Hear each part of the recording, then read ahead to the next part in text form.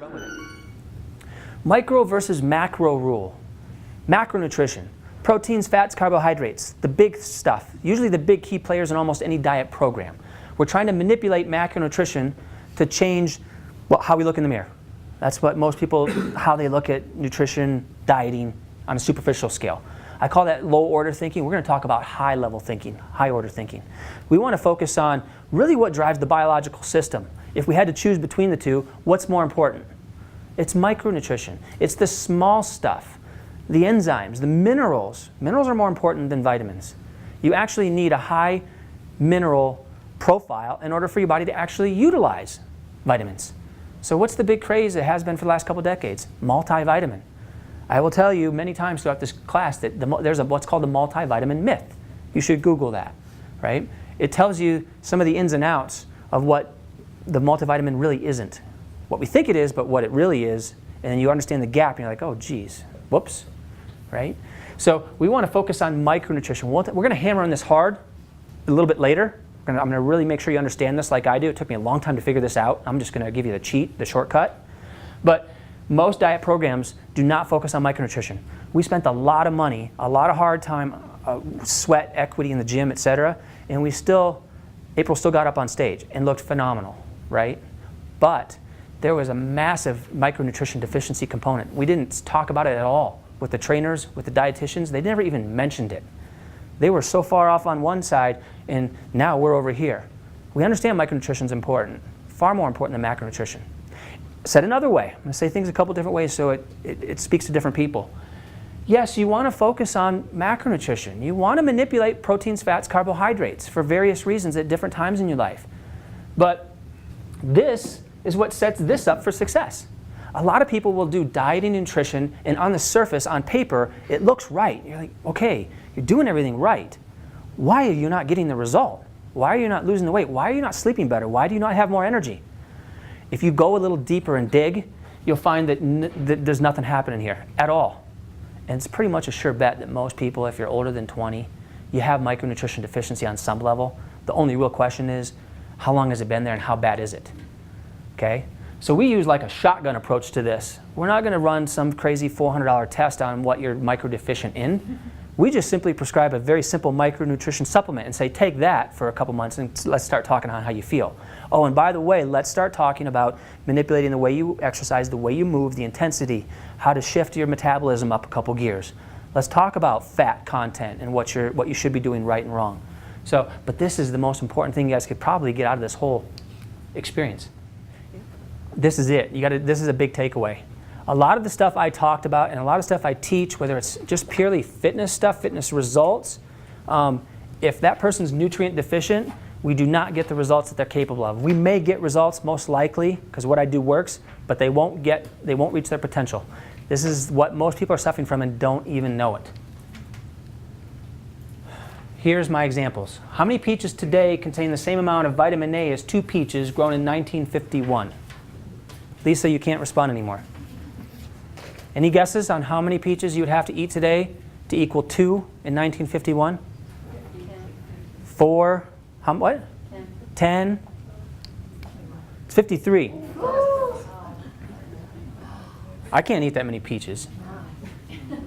Okay, so by design, a peach was created to contain something to give to the body to create something. Okay? Perfect case scenario, a peach is a peach no matter what decade you live in. It's no longer true. Things have changed. It shifts. You don't want to sit on this one for too long. I did. And you just try to negotiate around it and figure it out. No, you just say, it is what it is. I need a strategy to fix that and then move on with life. So I'm going to try to help you guys do this a lot faster than I did. How many servings of spinach today contain the same amount of iron as 1 serving in 1948? Iron's kind of important to the body, yes? Yes. How many do you think? You guys are probably going to guess a little higher now? What do you think? 25, 30, 38, 60. Okay, this is from 1982. We've known this since the 30s, 1930s. Soil demineralization, soil depletion has been happening for decades and decades. The government's known about it. It's not a conspiracy theory. We ain't going there with that. It's just, what are we dealing with? What are we facing as a society, but also as individuals that want to thrive, not survive? What is the reality of the situation, and what do we need to do to overcome the obstacle or the problem? What's the solution? You've got to supplement your body with what you're not getting in your food. Even we have a great diet. I would say it's probably better than 99% of diets. It's not perfect, but it's great. And it's probably going to keep getting better, but it's great.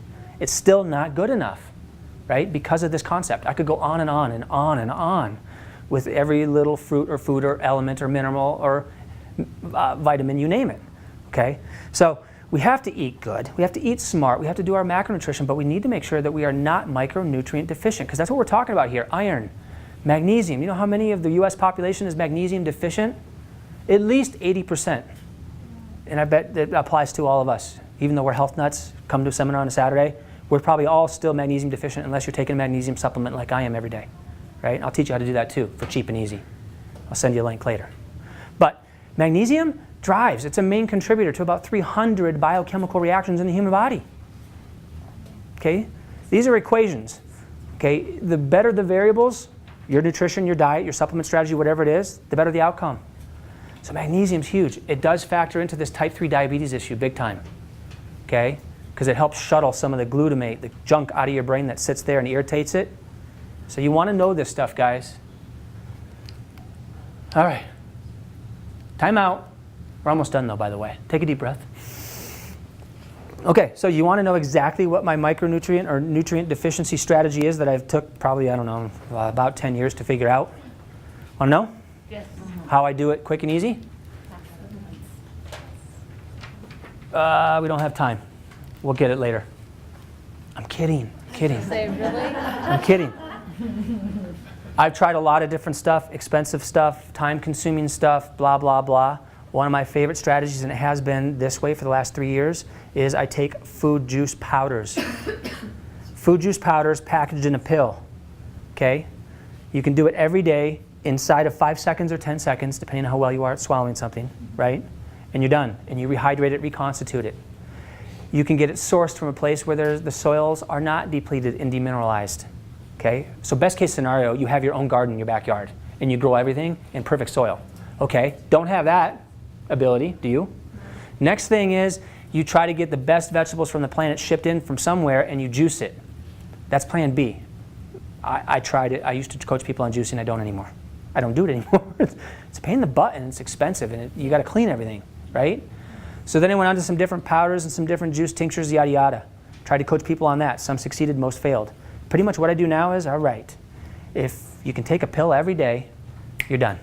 And move on with other matters of macronutrition, dieting, fitness, et cetera, et cetera. So what we take, in our household, we have been for the last 3 years, and this is typically what we coach people on, is we encourage people to take this, Juice Plus. That's what it is. Okay? It's a fruit juice powder. If you look on the label of this thing, it doesn't have a vitamin label. It's not a vitamin. Okay? It's food, dehydrated, in a sense, concentrated. The multivitamin myth. There's nothing that exists in, like, we went to the store. You'll get this article later or a post or an email from us about the one-a-days, the Centrums, etc. There's nothing that exists in nature or ever has or ever will that has the same molecular makeup as what's contained in Centrum. That does not compute when I call it like it is by design. Is my body designed to have these things in this ratio and these amounts? No. Is there a better option? Yes. Juice powders, fruit powders of some kind. Get it from the best quality possible source you can get it from. Try to keep it cheap. And yes, when you don't have, I did it where I used to always mix things up in water. Hit or miss. Some days I remembered, some days I didn't. Some days I had a glass, not a spoon, yada yada.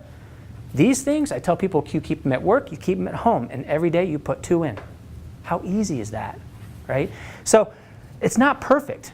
I'm not juicing every day. I don't have my own garden. But you have to find something that fixes the problem, that helps you overcome the obstacle, and the most important thing is, can you do it every day? Is it sustainable? Can you see yourself doing something like this 10 years from now? Absolutely yes. That's why we chose it. That's why we promote it. So I'll send you guys a link on where we get it, where you can buy it, yada yada, but you need to be moving in that direction because the number one obstacle that you face, whether you realize it or not, is nutrient deficiency, micronutrition deficiency. And if you try to go to the gym and do a great workout, or you are on a great diet program, if this is still your obstacle, you may succeed on some level, but you'll probably still fail on multiple levels. So don't set yourself up for that.